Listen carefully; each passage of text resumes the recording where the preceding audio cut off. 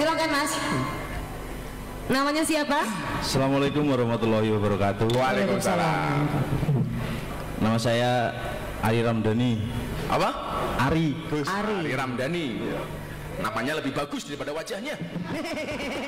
Gak boleh ngomongin fisik kayak gitu itu loh. Cuma Nomi gak boleh fisik kayak gitu. Tapi fakta ya. Oh iya. Coba lihat. Oh iya.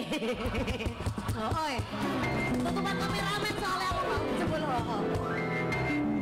Gus. Mas. Ya, Saya mau tanya Gus. ya. Ya wes. Enggak, mau curhat dulu Gus. Ya, curhat tentang juraganmu. Enggak, tentang saya sendiri Gus. Oh ya. Ini masalah ibadah Gus. Saya kadang tuh malu dengan usia saya yang sudah segini. Saya rasa saya tuh udah waktunya Meninggal. enggak.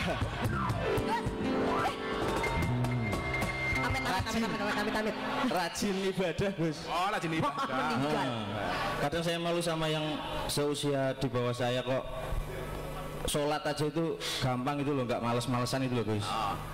Lah terus saya mau tanya itu, Aku kudu piye? enggak, Oh, enggak.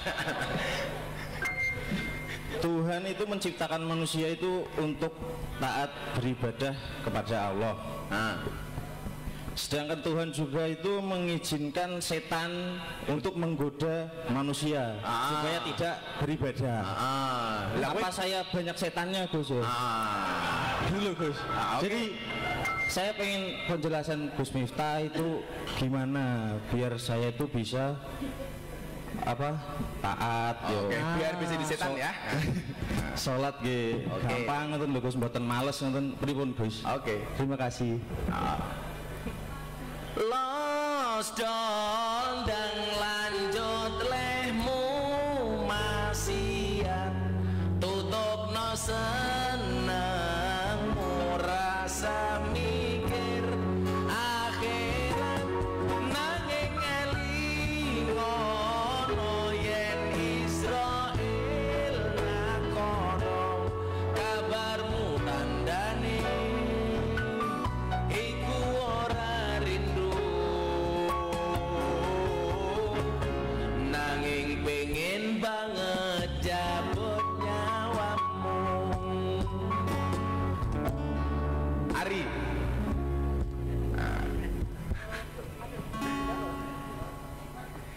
Jangan menunggu istiqomah. Istiqomah matimu tidak menunggu istiqomahmu. Ajalmu tidak menunggu taubatmu. Kematianmu tidak menunggu istiqomahmu, tapi istiqomahlah sambil menunggu kematianmu. Ya emang angel Ri, gitu. Emang angel, ora gampang. Saya dulu mendisiplinkan saya begini. Kan ada hadis qudsi bunyinya begini loh. Ida ahabba abdi liqa'i fa ahbabtu liqa'ahu wa ida kariha liqa'i fa karihtu liqa'ahu. Ketika seseorang itu cinta ketemu dengan Tuhan, Tuhan cinta ketemu dengan kita. Tapi kalau kita benci ketemu dengan Tuhan, Tuhan akan benci ketemu dengan kita. Makanya saya punya cerita, ada seseorang minta dipotongkan rambutnya di rumah tukang potong rambut. Begitu dipotong rambutnya, sang tukang potong bilang, Mas tak kandhani, Gusti Allah ki ra ono lho. Kok sampean ngomong ngono buktine apa? Deloken ki lho. Kalau memang Allah itu ada, kenapa hari ini ada orang miskin nggak bisa makan, anak terlantar nggak bisa sekolah, orang sakit nggak bisa berobat? Kemana Tuhan ketika melihat orang-orang seperti itu? Orang ini diam. Oh ya bener ya. Begitu dia mau pulang, dia mikir, mosok aku kalah sama tukang potong rambut. Kemudian apa yang dia lakukan? Begitu buka pintu, Allah langsung kasih jawaban. Jawabannya apa? Di depan rumah tukang potong rambut ada orang yang rambutnya gondrong, gimbal acak-acakan. Jangan bilang kayak Gus Miftah, tak ajar. Enggak, hanya tak batin saja cukup ya. Akhirnya apa yang dia lakukan? Pintu kembali dia tutup, dia masuk ke dalam rumah. Dia katakan kepada tukang potong rambut, Mas, jenengan tak kandhani. Ternyata tukang potong rambut di dunia itu tidak pernah ada. Buktinya apa? Kalau memang tukang potong rambut itu ada, kenapa hari ini ada orang yang rambutnya gondrong, gimbal acak-acakan? Kemana tukang potong rambut? Tukang potong rambut jawab, Mas, tak kandhani. Kalau hari ini ada orang yang rambutnya gondrong, gimbal acak-acakan, bukan berarti tukang potong rambut itu tidak ada. Tapi salah dia, kenapa tidak mau datang ke rumahnya tukang potong rambut? Orang yang dipotong rambutnya ini jawab, podo mas, kalau hari ini ada orang miskin gak bisa makan, anak terlantar gak bisa sekolah, orang sakit gak bisa berobat, bukan berarti Allah itu tidak ada, tapi salah mereka kenapa tidak mau datang kepada Allah Subhanahu wa ta'ala.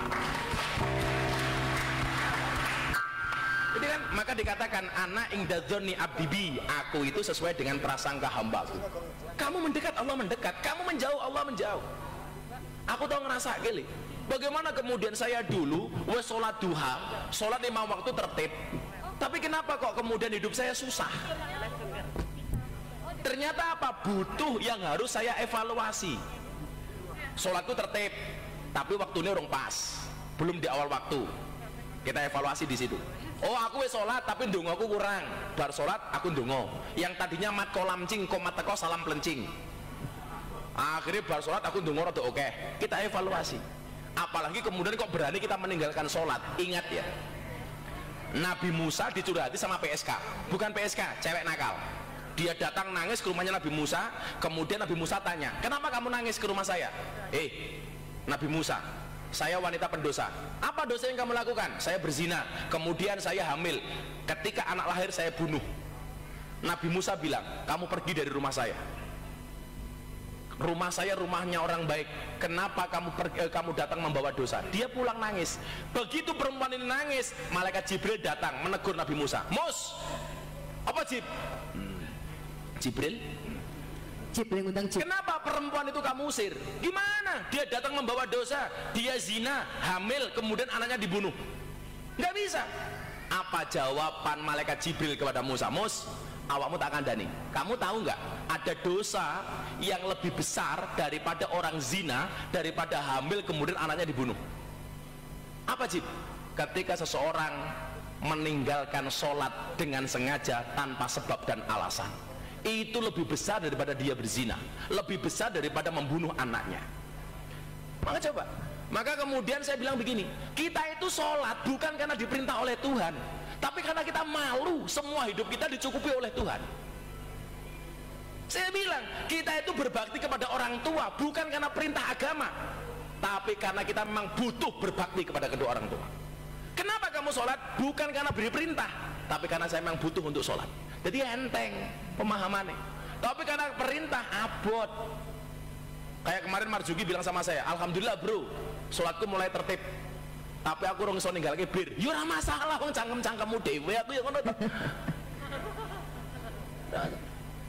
Maka Imam Al-Ghazali mengatakan apa? Ketika orang ngaku beragama Islam, dia tidak mau sholat, Nduk, ibarat orang walaupun masih hidup sudah dianggap mati. Barang mati jenenge batang. Batang. Makanya kok awakmu ngakune Islam ora gelem sholat gaweane udut, berarti ana batang udut.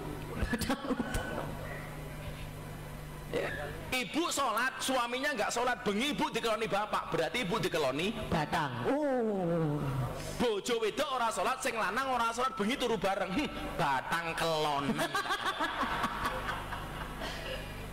Maka cukup saya katakan, Ari, ndablek kuwi urusanmu, tapi jangan pernah tinggalkan urusan sholatmu. Aku kanca-kancaku klub malam cah Nasrani, dino Minggu tak WA oleh, ayo nang gereja. Sing Islam, ayo Jumatan. Saya itu kalau Sabtu sore WA kohoho, liquid. Bro, ayo kono makan yang liquid. Kono liquid. Kono makan yang gereja. Kadang-kadang jawabannya nggak enak. Sorry Gus, gereja saya gereja negeri. Maksudnya apa? Sabtu Minggu libur. Waduh, ya ora tau makan. Kowe ndablek urusanmu ri, tapi jangan pernah tinggalkan sholatmu. Oke? Gitu Mas Ari.